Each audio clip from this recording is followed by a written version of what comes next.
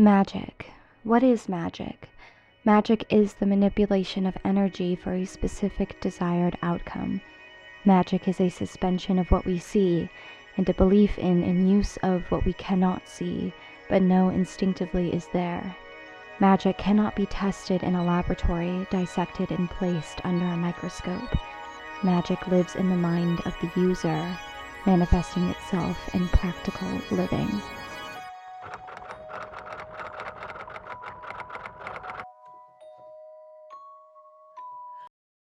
Hello, my beautiful angels, and welcome back to my channel. Before we get into it, I do want to quickly acknowledge the fact that I was absent last week. If you did not see the post on my YouTube community page, I basically went over what was going on here in LA with the wildfires, and I have also linked some resources for fire victims if you need it.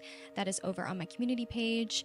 I am just trying to take slow baby steps back towards normalcy for my own sanity, and if you are going through a difficult time right now, the world is in a really chaotic space right now. I feel like a lot of us witches can actually feel that energetically, so if you need a nice little distraction or you just want to spend some time with me today, I guess that is why I am returning to the YouTube space and making videos again. I am finally making this video, you guys. It has taken me so long to finally want to sit down and make this video because I was worried that I was just going to add to the echo chamber of other Witchcraft for Beginners videos here on YouTube. There is a surplus of information here on YouTube for baby witches, and I don't want to echo what's already been said. Like, you can easily look up which practices are closed, easy beginner spells, the history of witchcraft. That's not really what this video is. This video is more so my own personal pillars and my own personal practice, and some of you think I have some kind of wisdom to add to this subject, so that's what I'm here to do. What makes me qualified to speak on this subject, you ask? Well, I have been a practitioner for the past 5 or so years, but I am perfectly okay with admitting that I am by no means an expert. I am still very much in the learning stages of a lot of subgenres of witchcraft because there are so many to master. It's kind of a lifetime commitment and process to really become a master at witchcraft. 5 years is nothing on like the timeline of our lives, and specifically our spiritual path. This video just contains what I find essential to starting your witchcraft journey. This video is for the babiest of baby witches. And even if you're not a baby witch, maybe this will give you some different perspective on your own personal practice as well. If you want any more information on my spiritual past and how I kind of got to this point on my journey, I have 2 videos on my channel that you can watch about my spiritual awakening and my spiritual past and journey. I will have those linked below if you are interested. But before I get into the chapters that I have broken down for you guys today, I want to quickly say a disclaimer. If you do not agree with my spiritual practice or the people who have clicked on this video's spiritual practice, and your only purpose in clicking on this video was to critique or be hateful, then kindly exit this video.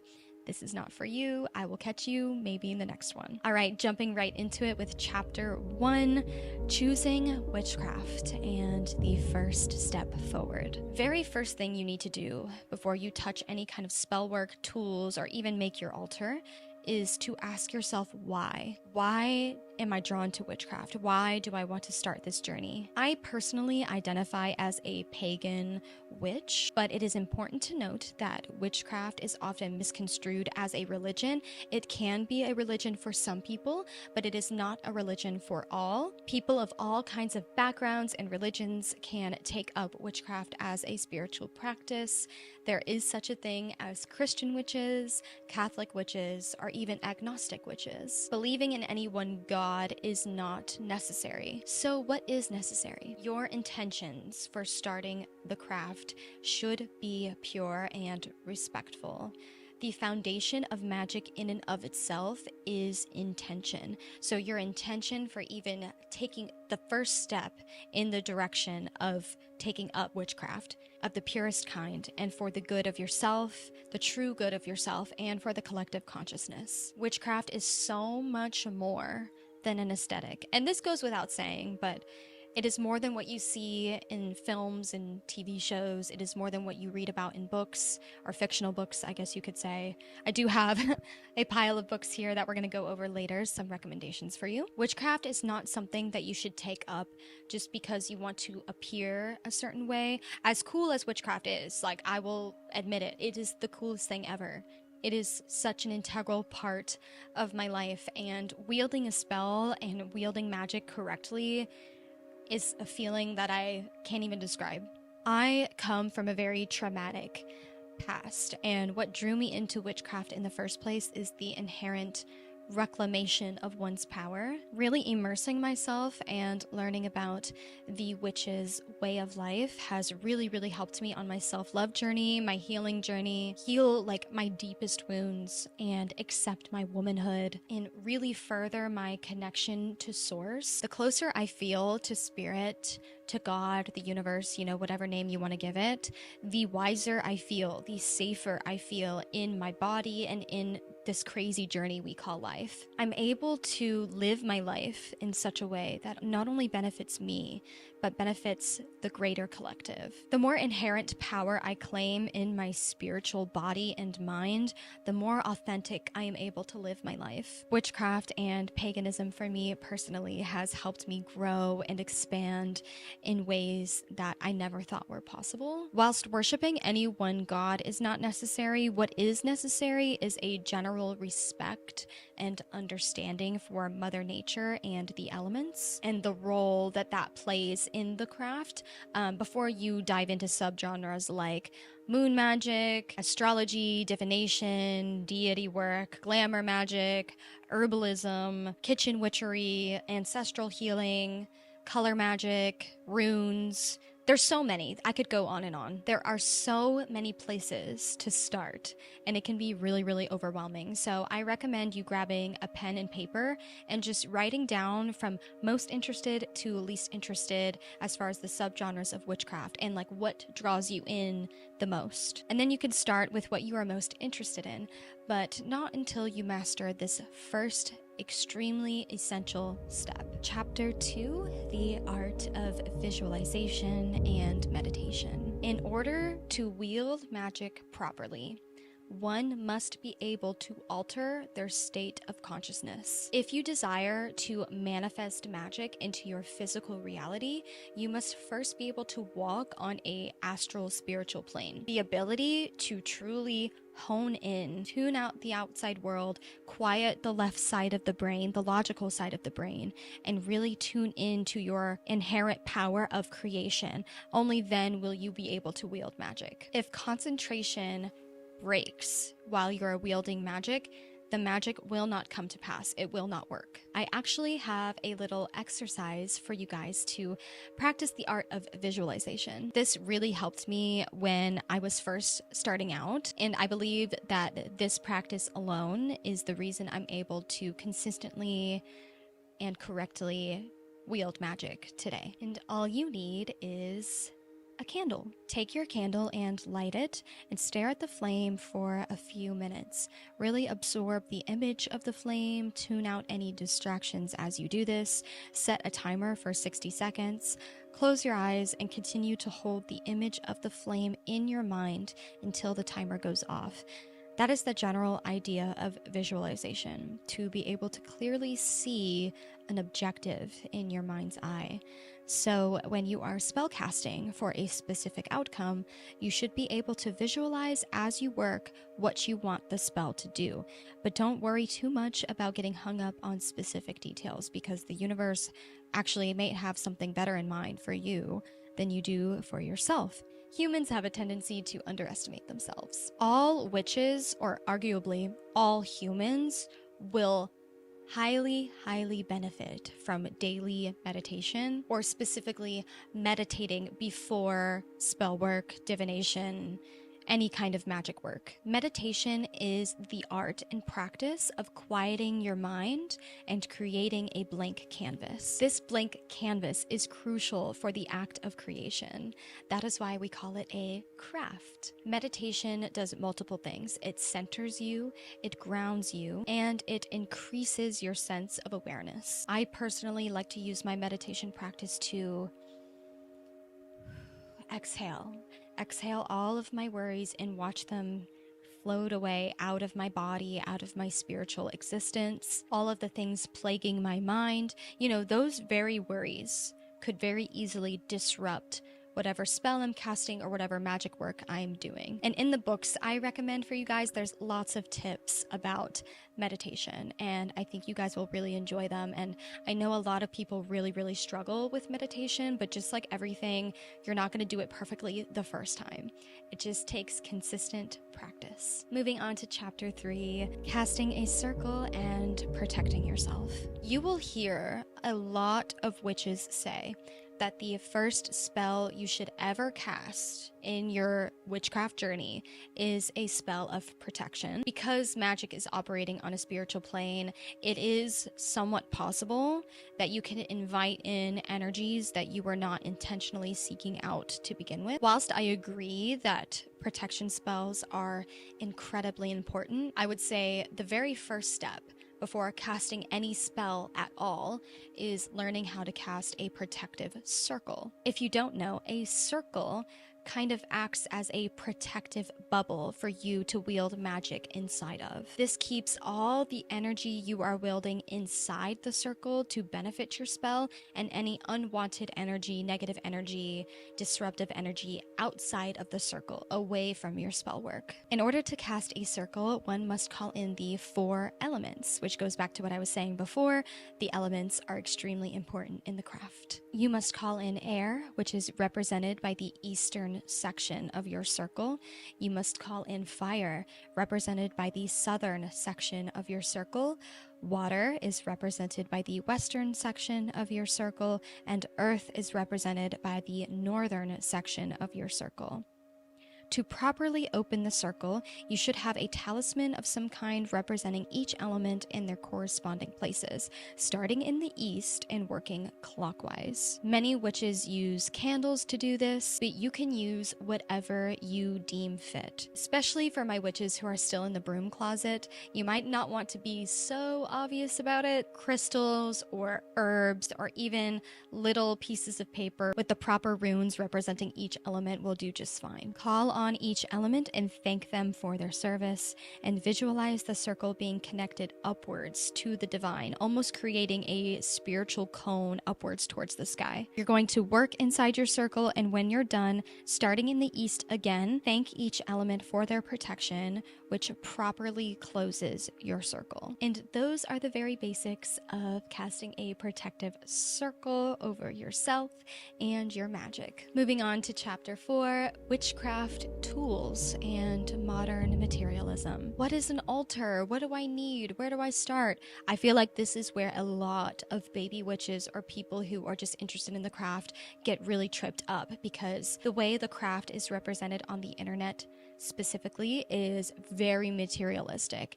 Some of these people have so many ingredients, so many tools, so many books that it can feel nothing short of just overwhelming and not knowing what to purchase first, not knowing where to start. The best tip that I can give you is to really, and I mean really, take your time. Take your time collecting your witchcraft supplies. It has taken me years to collect all of this stuff. There is absolutely no use in breaking the bank all in one go or all in one day to get everything you think you need, because a lot of the things you won't even be using right away. You want your tools and your ingredients to be something that you are naturally drawn to. You want to harbor a specific, very personal connection with your tools and your ingredients. A lot of the rhetoric online, specifically with like witch talk and like the TikTok witches, which some of them are great, but most of them really push this like materialistic consumerism form of witchcraft, which can put all this pressure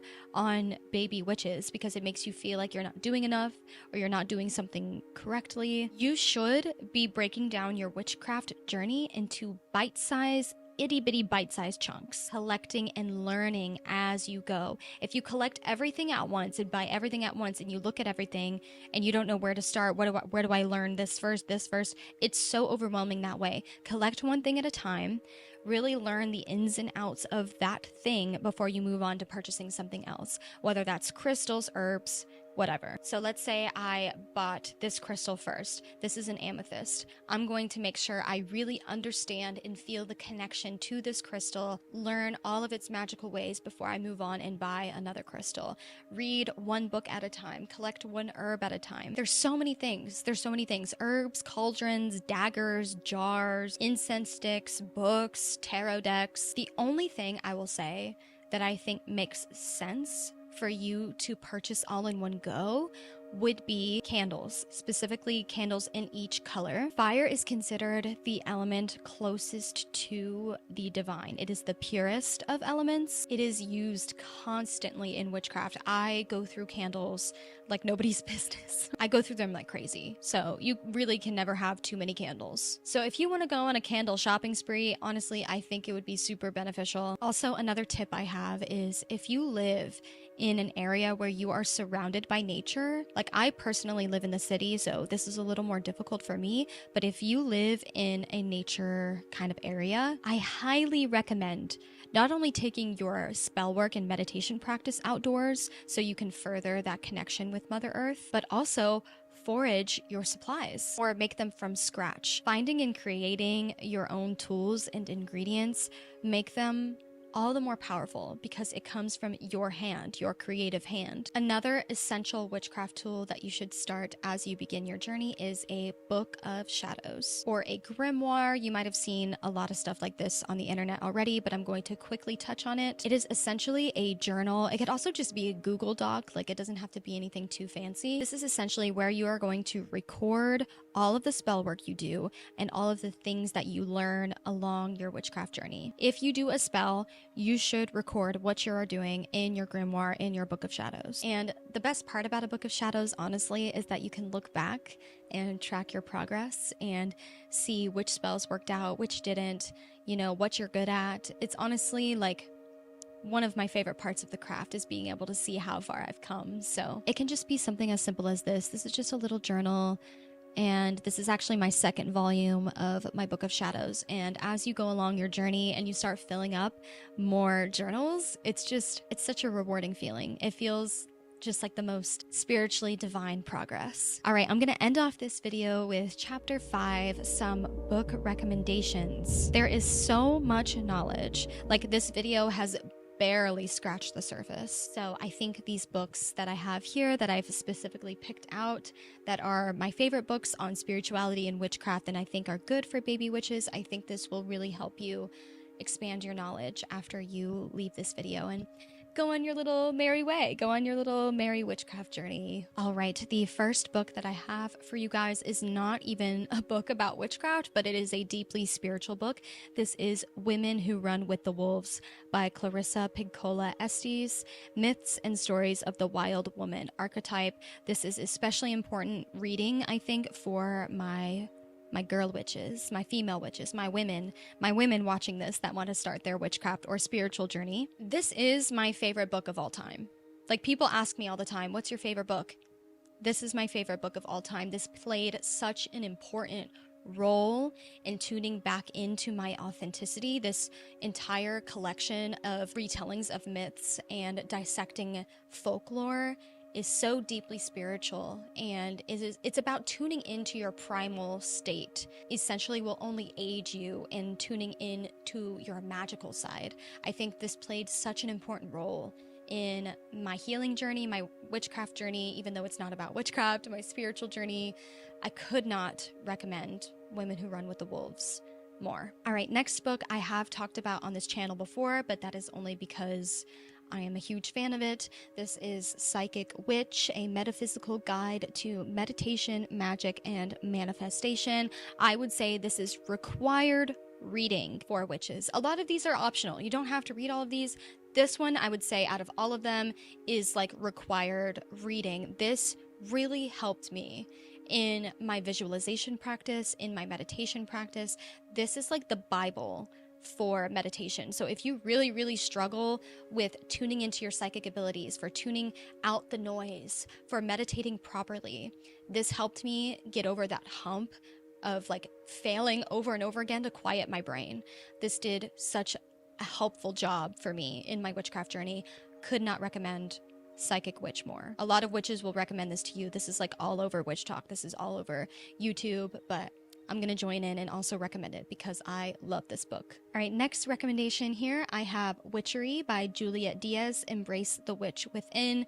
This is the fundamentals of witchcraft put in the simplest, briefest, easiest to digest way possible. I refer back to this book a lot. It's so accessible. It's so easy to read. So if you're a baby witch that gets really intimidated by the very wordy, larger witchcraft books, I would recommend this for you. It's great. It's great for the fundamentals. All right, for those of you who do live in nature areas and want to forage for their tools and ingredients, like I was saying earlier, I would recommend Wild Witchcraft, Folk Herbalism, Garden Magic, and Foraging for Spells, Rituals, and Remedies by Rebecca Beyer. Read this once through already, and it honestly just made me sad that I'm not able to forage for my own ingredients in the city, but maybe one day when I eventually move to a remote island by myself and I become an old hag witch in the woods that children tell folklore stories and myths about to their friends,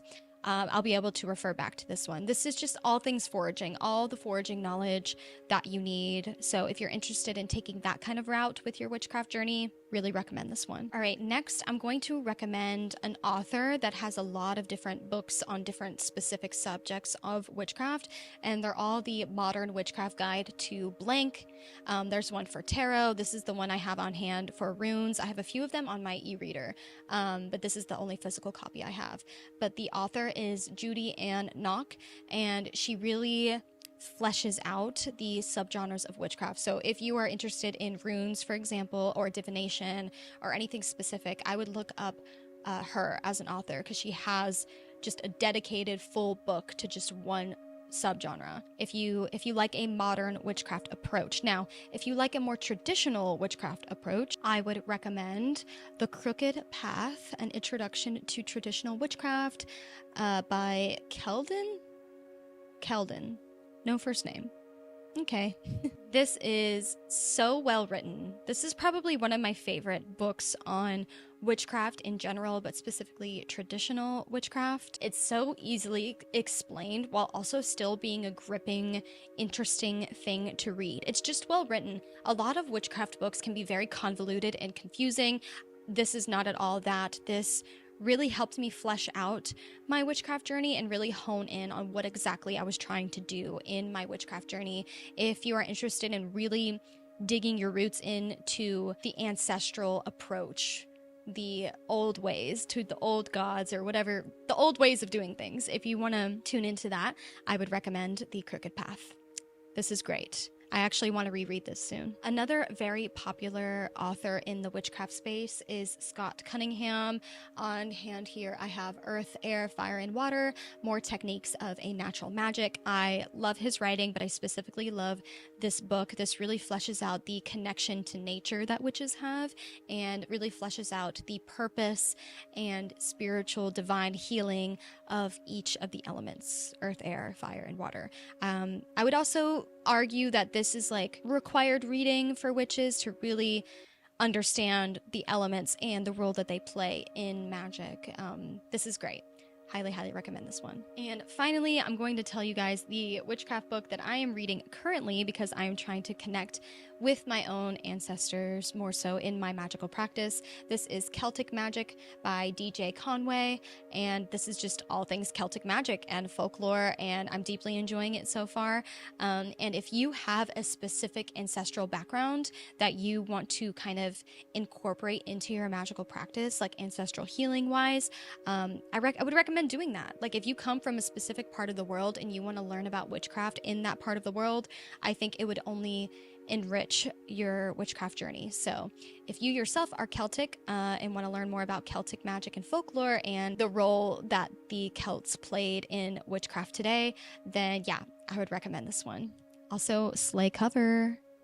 slide cover. All right, my angels, that is all that I have for you today for my baby witches, Witchcraft for Beginners. I hope this was everything you wanted and more. And sorry it took me so long to make this video. I was always just intimidated by the thought of it because I would hate to steer anybody in the wrong direction. But I think that these pillars, these chapters that I went over with you are essential for every single witch of every single background. And I hope you learned something new today. And I will see you the next time.